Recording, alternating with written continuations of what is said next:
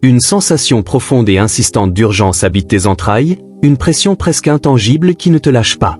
Il ne s'agit pas d'une anxiété superficielle et passagère, ce n'est pas une peur commune, et cela n'a rien d'un accident ou d'une coïncidence.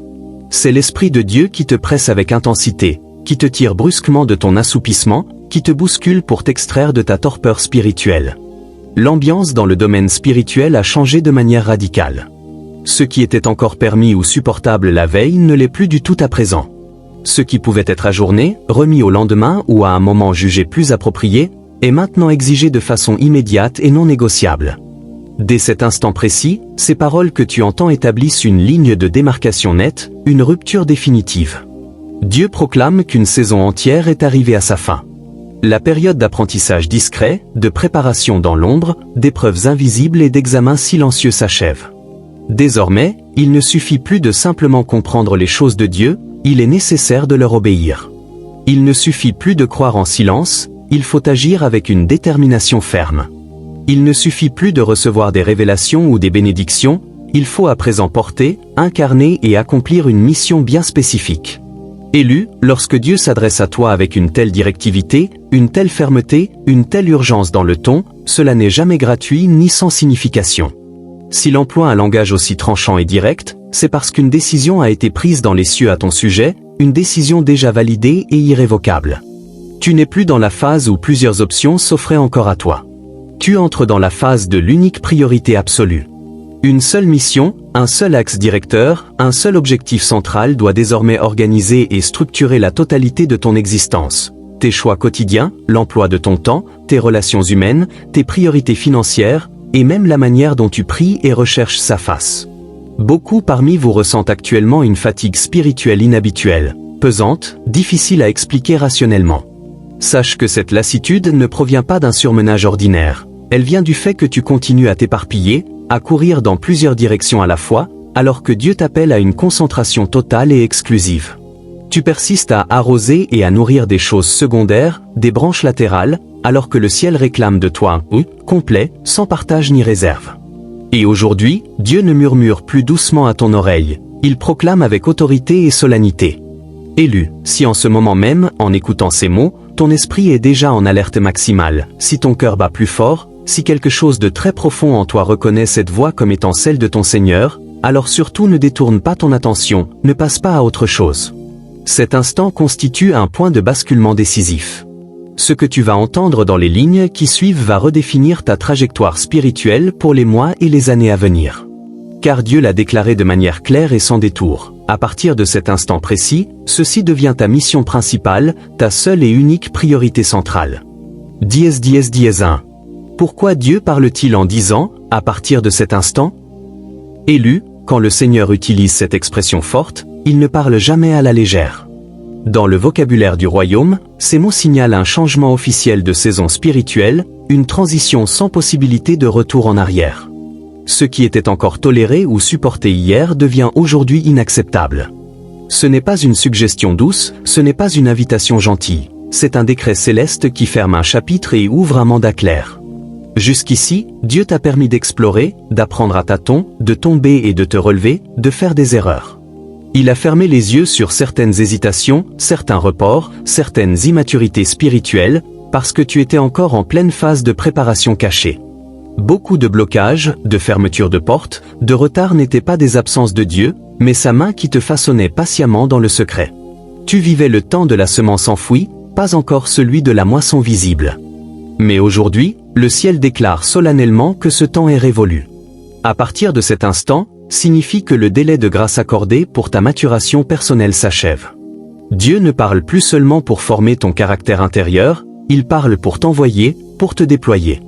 La période où tu pouvais encore jongler entre plusieurs directions, plusieurs projets, plusieurs vocations possibles touche à sa fin. Une seule direction doit désormais régir ta vie entière. Le timing divin ne se base jamais sur ton confort personnel ou sur ton sentiment de « je suis prêt ou pas ». Il se base sur ta maturité réelle. S'il parle maintenant avec autant d'insistance, c'est que tu as déjà reçu tout ce qu'il te fallait pour avancer. Même si tu te sens encore faible, encore hésitant, le regard du ciel te considère comme suffisamment équipé pour le pas suivant. Le décalage entre ce que tu ressens, souvent « je ne suis pas prêt » et ce que Dieu déclare est presque toujours le signe que tu te tiens à un seuil critique d'obéissance. Beaucoup d'élus vivent actuellement des phénomènes étranges. Des portes qui se ferment brutalement, des relations qui s'éloignent sans raison apparente, d'anciennes passions ou motivations qui s'éteignent. Ce n'est pas une attaque de l'ennemi, c'est une restructuration divine intentionnelle. Dieu retire activement ce qui appartenait à l'ancienne saison pour t'empêcher de rester accroché à ce qui ne correspond plus à ton mandat actuel. Quand Dieu dit « maintenant », c'est que dans l'invisible tout est déjà aligné. Les apparences extérieures peuvent sembler confuses, chaotiques, mais dans le spirituel les pièces sont en place. Les retards ne viennent plus de lui, ils viennent uniquement de notre obéissance ou de notre résistance. Élu, retiens cette vérité capitale. Si Dieu n'avait pas parlé plus tôt, c'est parce que tu n'étais pas encore capable de porter le poids de cette parole. S'il parle aujourd'hui avec urgence, c'est parce qu'il attend de toi une réponse immédiate. À partir de cet instant, tu n'es plus évalué sur tes intentions sincères ou tes bonnes résolutions. Tu es évalué sur tes décisions concrètes et immédiates. Ce moment marque la fin de l'attente passive et le début d'une responsabilité active et engagée. Tu entres dans un temps où chaque choix compte double, où chaque détour coûte cher, et où chaque pas d'obéissance accélère l'accomplissement du plan divin. Car lorsque Dieu dit, à partir de cet instant, il active un mandat officiel et il observe attentivement ta réponse. 10-10-10-2. Qui sont réellement les élus concernés par ce message? Cette parole n'est pas adressée à la foule en général. Elle ne vise pas ceux qui suivent Dieu quand cela les arrange, ni ceux qui attendent toujours une confirmation extérieure avant chaque pas. Les élus concernés sont ceux qui, depuis leur jeunesse, ont toujours ressenti qu'ils n'appartenaient pas complètement à ce monde. Même entourés d'amis, de famille, ils se sentaient à part, porteurs d'une conscience plus aiguë, d'une sensibilité spirituelle plus fine. Ce décalage n'était pas une faiblesse, c'était la marque invisible de leur élection. Ils ont traversé des processus intenses et non linéaires, retards incompréhensibles, portes fermées au dernier moment, pertes soudaines, incompréhension répétée de la part de l'entourage. Très tôt, ils ont compris que leur chemin ne serait pas facile, car Dieu utilisait chaque épreuve comme un outil de forge intérieure, un signe de leur appel et une pression spirituelle constante. Les élus ne peuvent pas se contenter d'une foi tiède ou superficielle.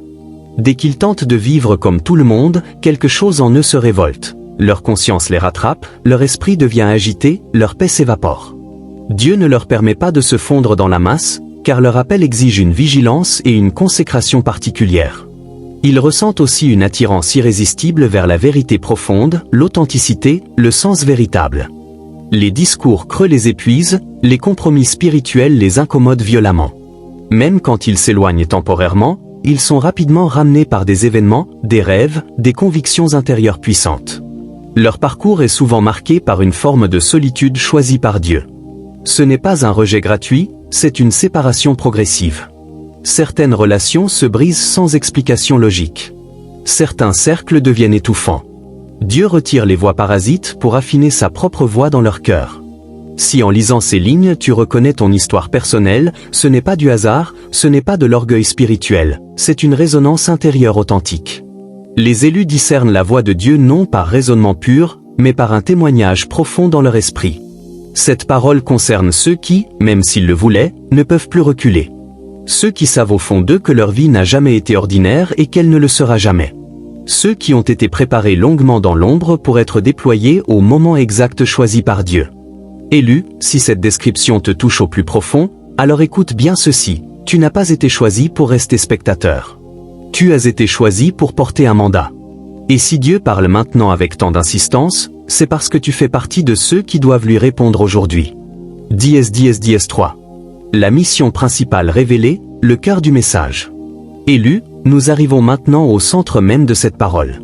Tout ce qui précède n'était que préparation pour que ton esprit soit prêt à recevoir cette révélation cruciale. Dieu ne parle plus en parabole ni en suggestion à ce stade. Il déclare ouvertement. Ta mission principale n'est ni secondaire, ni optionnelle, ni adaptable à ton confort personnel. Elle est unique, non négociable et prioritaire par-dessus tout. Dieu te dit clairement, ta mission principale est l'alignement total avec ma volonté, afin de devenir un instrument vivant, crédible et efficace de ma vérité dans la sphère d'influence que je t'ai donnée.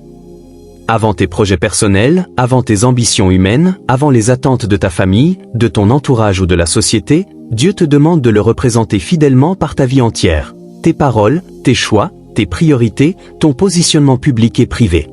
Cette mission n'est pas forcément spectaculaire aux yeux des hommes. Elle peut sembler modeste, cachée, ordinaire en apparence. Mais elle est fondamentale et stratégique dans le royaume. Dieu ne t'a pas d'abord appelé à faire des choses impressionnantes. Il t'a appelé à être aligné, être disponible, être sensible à sa voix, être prêt à obéir même quand cela va à l'encontre de ta logique, de ton intérêt immédiat ou de l'image que tu veux projeter. La priorité absolue de ta mission est de restaurer la vérité là où elle a été diluée ou déformée, d'apporter la lumière là où règne la confusion et le compromis, de maintenir une position spirituelle droite et intègre dans un monde qui se plie facilement aux pressions. Tu es appelé à devenir un repère stable, un point d'ancrage fiable, une référence de cohérence spirituelle pour ceux qui t'entourent. Dieu te demande de cesser de compartimenter ta vie. Il n'y a plus d'un côté, le spirituel, et de l'autre, le personnel, ou le professionnel. Tout devient mission. Tes décisions quotidiennes, ta gestion du temps, tes relations, tes silences comme tes paroles doivent désormais passer par un seul filtre. Est-ce que cela s'aligne avec ce que Dieu attend de moi en cet instant? Cette mission exige une priorité radicale. Cela signifie que certaines opportunités, même bonnes en apparence, devront être refusées. Certaines voies, même sécurisantes et logiques, devront être abandonnées. Non parce qu'elles sont mauvaises en soi, mais parce qu'elles ne sont pas centrales à ton mandat. Dieu ne tolère plus ta dispersion. Il exige ta concentration totale. La mission principale inclut également un appel à la fidélité invisible. Beaucoup brillent en public sans obéir en secret. Mais Dieu commence toujours par l'obéissance cachée. Ce que tu acceptes de faire quand personne ne te voit, quand personne ne te félicite, détermine l'ampleur de ce qu'il pourra te confier publiquement plus tard. Élu, grave ceci dans ton cœur. Tant que cette mission n'est pas placée au centre absolu de ta vie, tout le reste restera instable, fragile, sujet aux secousses. Mais dès l'instant où tu fais de l'obéissance à Dieu ta priorité numéro 1, tout le reste commence à s'aligner. Les portes s'ouvrent au moment voulu, les ressources arrivent au temps fixé, la paix revient en force. Car Dieu ne t'a pas appelé à tout faire. Il t'a appelé à faire l'essentiel et l'essentiel, c'est lui obéir pleinement. 4. Pourquoi Dieu retire toutes ces distractions?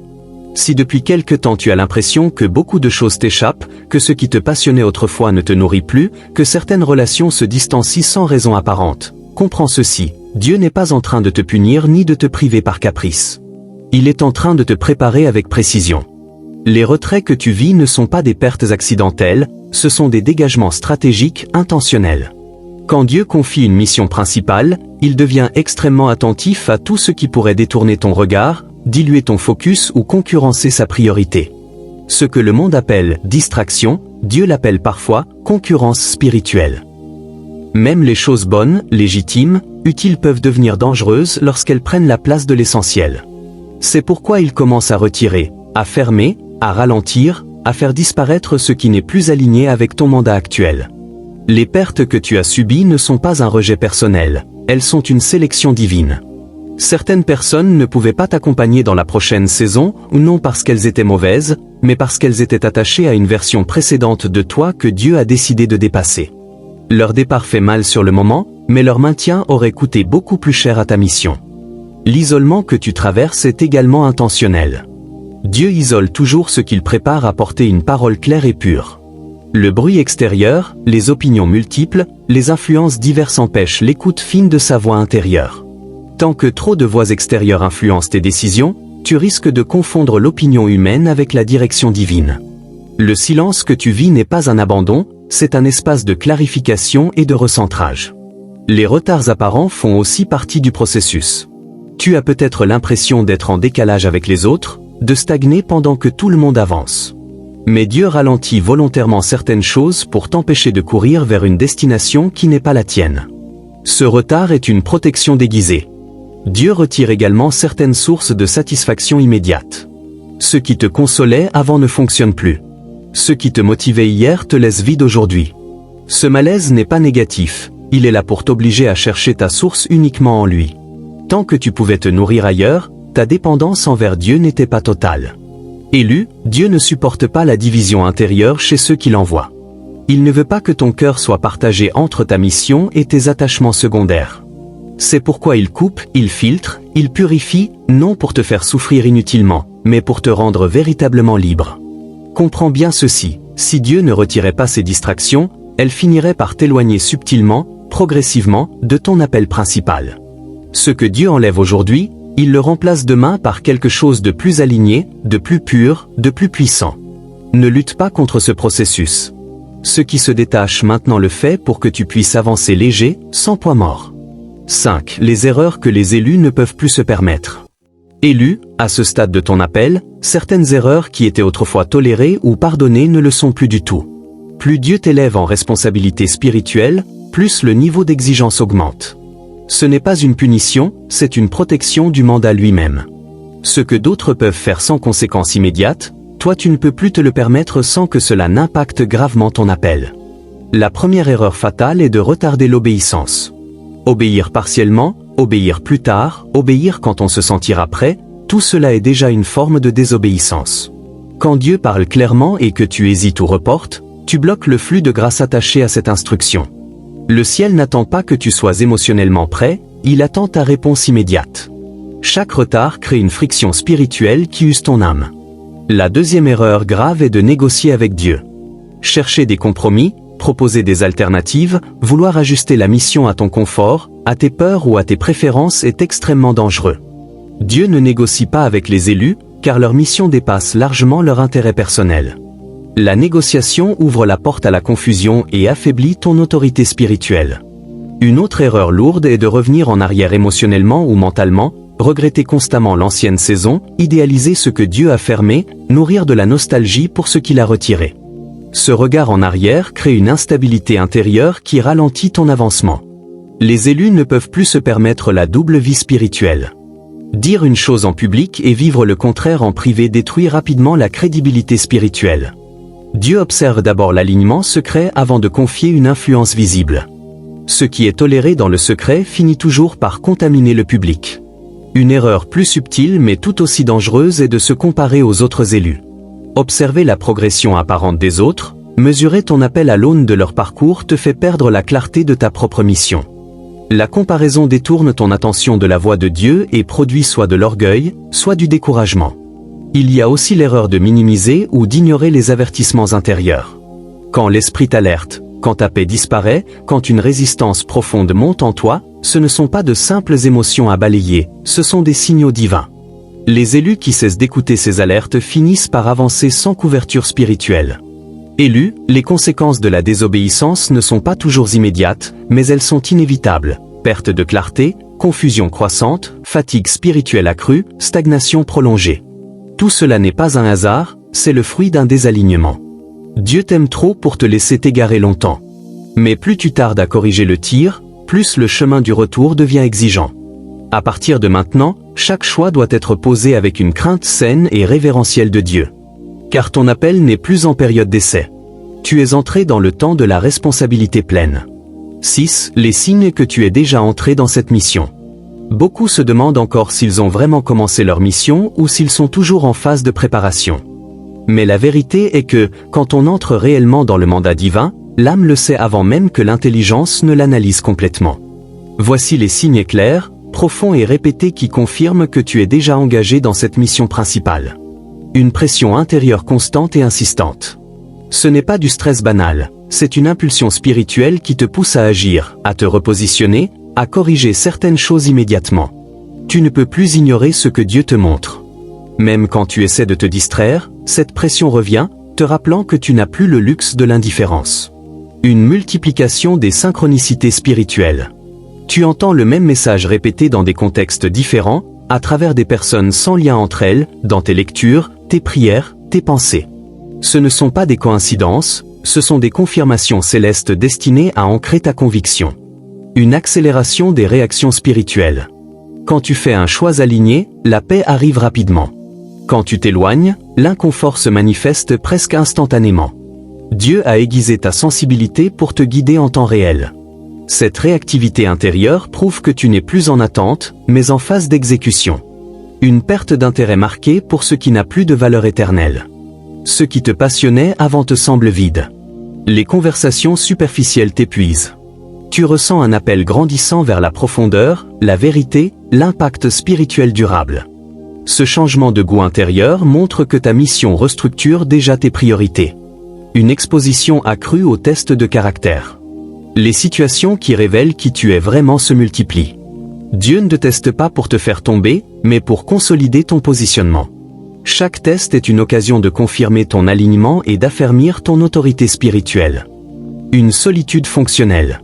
Tu n'es pas forcément seul physiquement, mais tu te sens souvent incompris. Peu de personnes saisissent vraiment ce que tu traverses.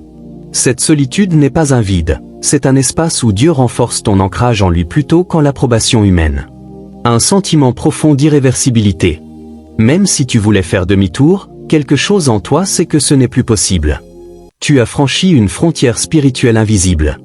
Ton regard a changé, ta conscience s'est élargie, ton cœur ne peut plus retourner à l'ignorance ou à la tiédeur d'avant. Élu, si ces signes résonnent fortement en toi, ne cherche pas une confirmation supplémentaire. Tu n'es plus à la porte de ta mission, tu y es déjà entré. 7. La responsabilité spirituelle attachée à cette mission. Élu, entrer dans cette mission ne signifie pas seulement recevoir une direction, cela signifie porter un poids spirituel réel et mesurable. Dieu ne confie jamais un mandat sans y attacher une responsabilité proportionnelle. Plus l'appel est élevé, plus la maturité exigée est profonde. Tu n'es plus dans une phase où l'enthousiasme suffit. Tu es dans une saison où le caractère soutient l'autorité. L'autorité spirituelle n'est pas un titre ou un statut, c'est le fruit d'une obéissance constante et cohérente. Elle se manifeste quand ta vie privée et ta vie publique sont parfaitement alignées. Dieu n'accorde pas son autorité à ceux qui parlent bien, il l'accorde à ceux qui vivent ce qu'ils proclament. Chaque compromis affaiblit cette autorité. Chaque acte d'obéissance la renforce. La maturité spirituelle implique la capacité de discerner sans réagir émotionnellement. Tu ne peux plus te laisser diriger par tes humeurs, tes blessures passées ou ton besoin d'être approuvé. Les élus doivent apprendre à répondre avec sagesse, même face à l'incompréhension, à la critique ou à la provocation. Une réaction charnelle peut détruire en un instant ce que Dieu a construit pendant des années.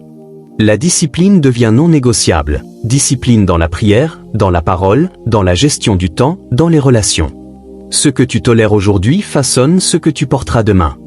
Dieu attend de toi une structure intérieure solide, car une mission sans discipline devient rapidement un fardeau insupportable. La crainte de Dieu est le fondement de tout. Il ne s'agit pas d'une peur paralysante, mais d'un respect profond, conscient de la sainteté et de la souveraineté absolue de Dieu.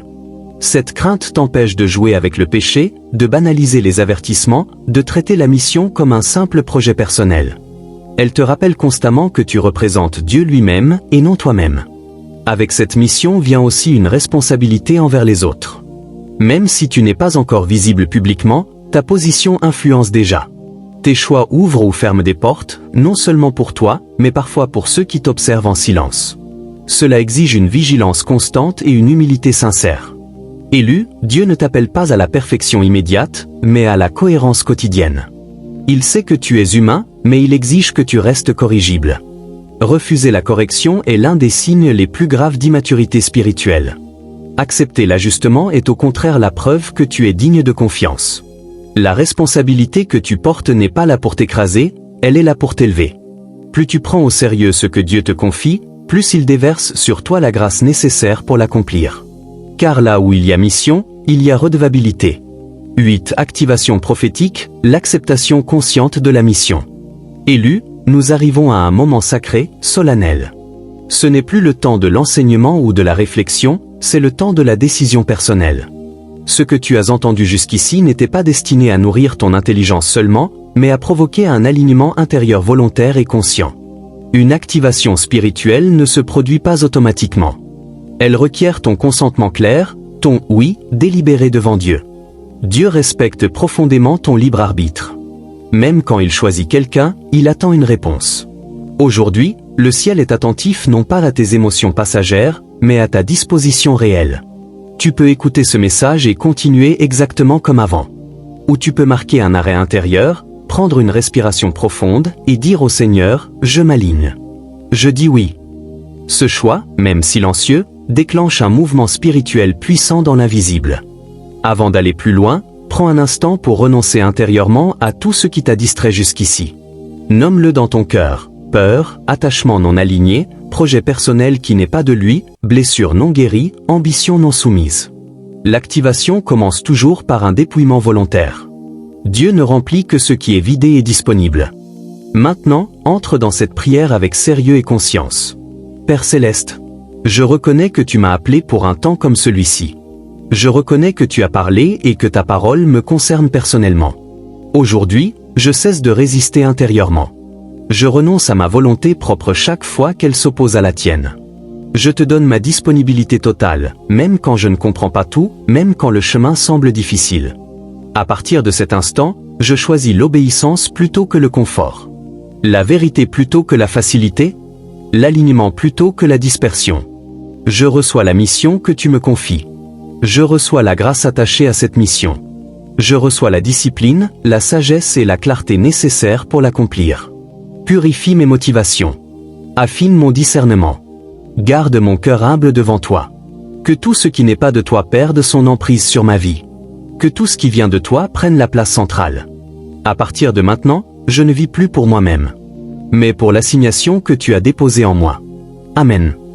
Élu, ne minimise pas ce que tu viens de faire. Une activation ne se mesure pas toujours par une émotion intense ou spectaculaire, elle se mesure par un changement intérieur durable. Dans les jours qui viennent, tu remarqueras peut-être une clarté nouvelle, une détermination plus ferme, ou au contraire une opposition accrue. Ne t'étonne de rien. Toute activation provoque un réajustement dans le domaine spirituel. Reste attentif. Dieu commencera à confirmer ton alignement par des instructions simples mais précises. Obéis rapidement. Ne cherche pas à tout comprendre à l'avance. L'activation se maintient par une obéissance quotidienne, non par un moment unique. Souviens-toi, tu n'as pas accepté une belle idée. Tu as accepté un mandat vivant. Et le ciel l'a enregistré. 9. L'engagement quotidien. Comment vivre cette mission chaque jour? Recevoir une mission divine est une chose. La vivre au quotidien en est une autre bien plus exigeante.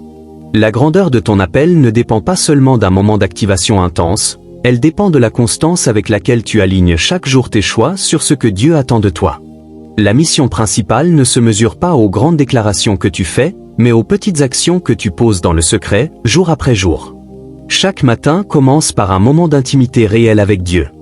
Même 5 minutes de prière consciente, de silence devant sa parole, de méditation peuvent recentrer ton esprit et ton cœur. Ces moments nourrissent ton discernement et renforcent ta capacité à distinguer l'essentiel de l'accessoire. Sans cela, tu risques de te laisser engloutir par les urgences du quotidien et de perdre de vue ta priorité centrale. Apprends à filtrer tes relations et tes engagements. Tout ce qui ne contribue pas directement ou indirectement à ta mission principale doit être mis de côté, au moins temporairement. Ce n'est pas de l'égoïsme, c'est de la stratégie spirituelle. Dieu ne t'appelle pas à plaire à tout le monde, il t'appelle à servir avec précision et efficacité. Tes priorités doivent être claires et inviolables. La discipline devient ton meilleur allié. Respecte tes temps de prière. Respecte tes moments de lecture spirituelle. Respecte tes engagements moraux. Même quand la tentation de procrastiner ou de chercher du réconfort ailleurs est forte, rappelle-toi que chaque petit choix construit ou détruit ton alignement. La mission divine se vit par l'accumulation de fidélité quotidienne, non par des actes isolés et spectaculaires. Enfin, garde ton cœur attentif aux signes et confirmations que Dieu envoie, synchronicité répétée, pressions intérieures, changements subtils dans ton environnement. Tout cela te rappelle que tu n'agis jamais seul. La vigilance quotidienne t'empêche de dévier et te maintient dans le flux de la mission. Élu, vivre ta mission chaque jour demande du courage, de la persévérance et beaucoup d'humilité. Mais plus tu pratiques l'obéissance quotidienne, plus tu deviens solide, stable, capable de porter ce que Dieu a placé sur tes épaules. La victoire spirituelle se construit pas à pas, jour après jour, dans le concret de ta vie ordinaire. Conclusion et récapitulation finale. Élu, si tu es arrivé jusqu'ici, ce n'est pas par simple curiosité. C'est parce que quelque chose de profond en toi savait que cette parole t'était destinée personnellement. Ce message n'avait pas pour but de te motiver pour un instant, il avait pour but de redéfinir ta trajectoire pour toujours. Ce que Dieu a fait aujourd'hui, c'est poser un sceau de clarté sur ton appel. Récapitulons avec sobriété et vérité. Dieu a parlé parce qu'un cycle est définitivement terminé. Il a retiré les distractions pour te forcer à te concentrer. Il t'a révélé que tu fais partie de ceux qu'il a préparés dans l'ombre. Il t'a montré que ta mission n'est pas multiple, mais unique et centrale. Il t'a averti des erreurs que tu ne peux plus commettre. Il t'a confirmé que tu es déjà entré dans ce mandat. Il t'a conduit jusqu'à un moment d'activation consciente. À partir de maintenant, ta vie ne peut plus être gouvernée par les mêmes priorités qu'avant. Tu ne vis plus pour satisfaire des attentes humaines, ni pour courir après des objectifs sans impact éternel. Tu vis pour l'assignation divine. Chaque choix devient un acte spirituel. Chaque décision révèle ton degré d'alignement. Cela ne veut pas dire que le chemin sera facile. Mais cela veut dire qu'il sera clair. L'obéissance totale ne supprime pas les combats, elle supprime la confusion. Tu sauras pourquoi tu avances, pourquoi tu refuses certaines choses, pourquoi tu persévères quand d'autres abandonnent. Élu, ne cherche pas à revenir à une vie normale. Ce désir est une tentation subtile. Dieu ne t'a pas appelé à la normalité, il t'a appelé à la fidélité. Et la fidélité, même silencieuse, produit des fruits durables et éternels. Le ciel n'applaudit pas la popularité. Il honore la constance. Quand tu douteras, rappelle-toi ceci. Si Dieu t'a choisi, il s'est engagé à te soutenir. Tu ne portes pas cette mission tout seul. La grâce accompagne toujours l'obéissance, mais elle se manifeste pleinement seulement quand tu avances, pas quand tu hésites. Aujourd'hui, Dieu ne te demande pas d'être parfait. Il te demande d'être disponible. Il ne te demande pas de tout comprendre. Il te demande de lui faire confiance. Élu, garde ton cœur pur, ton esprit vigilant, ta direction claire. Le monde a besoin de ceux qui tiennent leur position sans compromis. Ta vie devient désormais un message vivant en elle-même. Car à partir de cet instant, tu ne vis plus pour toi. Tu vis pour l'assignation que Dieu t'a confiée.